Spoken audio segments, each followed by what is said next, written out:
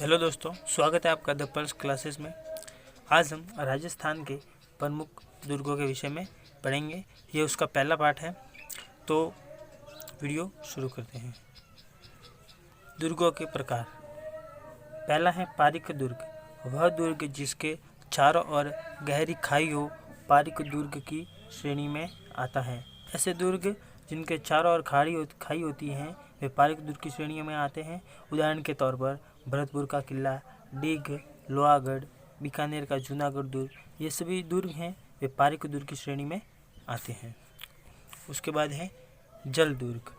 जल दुर्ग जिसे उद्दक दुर्ग भी कहा जाता है, वह दुर्ग अथवा किला जो चारों ओर से पानी से घिरा हो जल दुर्ग कहलाता है। जाहिर सी बात है, जल दुर्ग नाम है तो जिनके चारों ओर पानी होगा वह जल दुर्ग कहलाएगा। जैसे गागरोन, मनोहर थाना झालावाड़ और भैंसरोडगढ़, चित्तौड़गढ़, शेरगढ़, ये यहाँ के जितने भी जो किले हैं वे जल दुर्ग की श्रेणी में आते हैं, अर्थात इनके चारों ओर पानी है, यानी पानी से घिरे हुए दुर्ग हैं। उसके बाद है गिरिदुर्ग। गिरिदुर्ग वह दुर्ग एवं किला जो चारों ओर पहाड़ियों से घिरा हो गिरिदुर्ग कहलाता है। वे दुर्ग जिनके चारों ओर पहाड़ी होती हैं वे गिरिदुर्ग की श्रेणी में आते हैं। राजस्थान में सर्वाधिक दुर्ग इसी श्रेणी में आते हैं, यानी कि राजस्थान में जितने भी दुर्ग है वे अधिकतर गिरिदुर्ग की श्रेणी में आते हैं। उसके बाद है धानवन दुर्ग। धानवन दुर्ग को भूमि दुर्ग भी कहा जाता है। वह दुर्ग अथवा किला जिसके चारों ओर मरुस्थल हो। जिन दुर्गों के चारों ओर मरुस्थल होता है वे धानवन दुर्ग की श्रेणी में आते हैं। जैसे जैसलमेर का दुर्ग, भटनेर का किला, वह किला जो है वो जल दुर्ग, यानी कि भटनेर का किला है वह जल दुर्ग की श्रेणी भी आता है। अकबर का किला, नागौर का किला, बीकानेर का किला, छौमू का किला, ये छौमूगढ़ आदि ये जो किले हैं वे धानवन दुर्ग की श्रेणी में आते हैं। उसके बाद में आते हैं वन दुर्ग। वह दुर्ग विचारों और सेवाओं से अथवा कांटेदार वृक्ष से ढका हो। उदाहरण के तौर पर जालौर का दुर्ग और शेरगढ़ जो जल दुर्ग भी हैं वे वन दुर्ग हैं। उसके बाद है सहाय दुर्ग। सहाय दुर्ग में शूरवीर एवं सदा अनुकूल रहने वाले बांधव लोग रहते थे। चित्तौड़, जालौर, सिवाना दुर्ग सहाय दुर्ग की श्रेणी में आते हैं। सहाय दुर्ग यानी कि जो शूरवीर एवं सदा अनुकूल रहने वाले बांधव लोग जहाँ पर रहते थे वे सहाय दुर्ग की श्रेणी में आते हैं। उसके बाद है सैन्य दुर्ग, जिसकी व्यू रचना में चतुरवीरों के होने से अभेद हो, यह दुर्ग सर्वश्रेष्ठ समझा जाता है। सैन्य दुर्ग जो है वे सर्वश्रेष्ठ माने जाते हैं। उसके बाद में है एरन दुर्ग। एरन दुर्ग जिस दुर्ग का मार्ग कांटों और पत्थरों से परिपूर्ण हो, यानी कि जिन दुर्गों जो दुर्ग हैं वे कांटों और पत्थरों से परिपूर्ण हो वे एरन दुर्ग की श्रेणी में आते हैं। उदाहरण के तौर पर रणथंभौर का दुर्ग, यानी कि जो रणथंभौर का दुर्ग है वह एक एरन दुर्ग है। उसके बाद है पारिद दुर्ग। पारिद दुर्ग वह दुर्ग जिसके चारों ओर ईंट, पत्थर और मिट्टी के बने बड़ी बड़ी दीवारों का परकोटा हो, यानी कि चारों ओर परकोटा हो जो ईंट एवं पत्थर या मिट्टी से बना हुआ हो, वे पारिद दुर्ग की श्रेणी में आते हैं। जैसे चित्तौड़गढ़ का दुर्ग, कुंभलगढ़ का दुर्ग, ये पारिद दुर्ग हैं।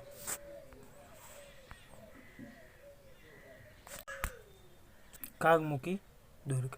दुर्ग जो चारों ओर गढ़ में प्रवेश मार्ग बिल्कुल सांकड़ा और पीछे की ओर फैला हो, जैसे जोधपुर का मेहरानगढ़ दुर्ग, यानी कि ऐसे दुर्ग जो आगे से तो बिल्कुल संकरे होते हैं और पीछे से फैले हुए होते हैं, ऐसे दुर्ग हैं वे कागमुखी दुर्ग कहलाते हैं। उसके बाद है पाशिब। किले की प्राचीर से हमला करने के लिए रेत और अन्य वस्तुओं से निर्मित एक ऊंचा चबूतरा। पाशिब जो किले में जो प्राचीर में हमला करने के लिए रेत और अन्य वस्तुओं से निर्मित एक ऊंचा चबूतरा होता है वे पाशिब कहलाते हैं। उसके बाद है थड़ा। मृत पुरुष के दाह स्थान पर बनाया हुआ स्मृति भवन।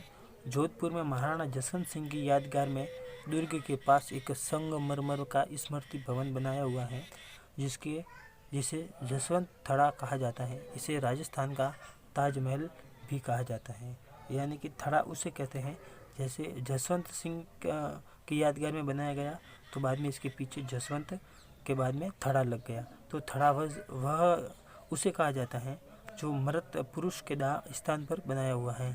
स्मृति भवन जोधपुर में महाराणा जसवंत सिंह की यादगार में दुर्ग के पास एक संगमरमर का स्मृति भवन बनाया हुआ है, तो उसे थड़ा कहा जाता है।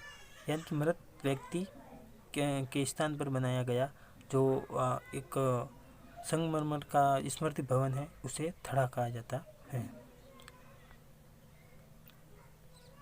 हनुमान का भटनेर दुर्ग और भरतपुर का लोहागढ़ दुर्ग ये मिट्टी से बने हुए हैं। यानी कि जो भटनेर दुर्ग और लोहागढ़ दुर्ग है जो भरतपुर का, वे मिट्टी से निर्मित हैं। तो सबसे पहले आता है दोस्तों चित्तौड़गढ़ का दुर्ग। राजस्थान के किलों में क्षेत्रफल की दृष्टि से सबसे बड़ा चित्तौड़ का किला है। 7 प्रवेश द्वारों से निर्मित इस किले का निर्माण चित्रांग मौर्य ने करवाया था। यह किला गंभीरी और बेड़च नदियों के संगम पर स्थित है। यह दुर्ग वीरता, त्याग, बलिदान, स्वतंत्रता और स्वाभिमान के प्रतीक के रूप में देश में विख्यात है। यहाँ के प्रसिद्ध शासकों में 1303 का पद्मिनी का जौहर, यानी कि यहाँ के जो प्रसिद्ध शाखे हुए हैं उनमें 1303 का पद्मिनी का जौहर और 1534 का रानी कर्णावती का जौहर मुख्य है। इस किले के चारों के साथ गोरा बादल, जयमल फत्ता की वीरता और पन्ना धाय के त्याग की अमर कथा जुड़ी हुई है। इस किले के भीतर निर्मित महलों और मंदिरों में रानी पद्मिनी का महल, नवलखा भंडार, कुंभ श्यामा मंदिर, शनिदेश्वर मंदिर, मीरा मंदिर, काली माता मंदिर, श्रृंगार शौर्य आदि दर्शनीय स्थान हैं। उसके बाद में है दोस्तों आमेर का दुर्ग।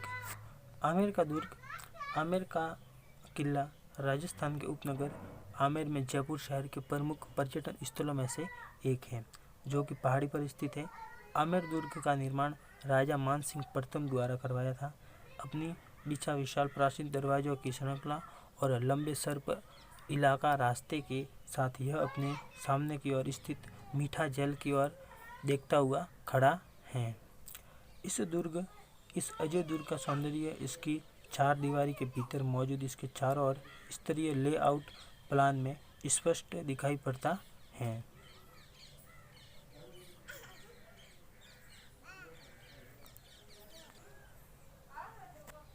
जिसमें लाल बलुआ पत्थर और संगमरमर से निर्मित दीवाने आम या आम जनता के लिए विशाल प्रांगण, दीवाने खास या निजी प्रयोग के लिए बना प्रांगण, भव्य शीश महल या जय मंदिर तथा सुख विनाश शामिल हैं।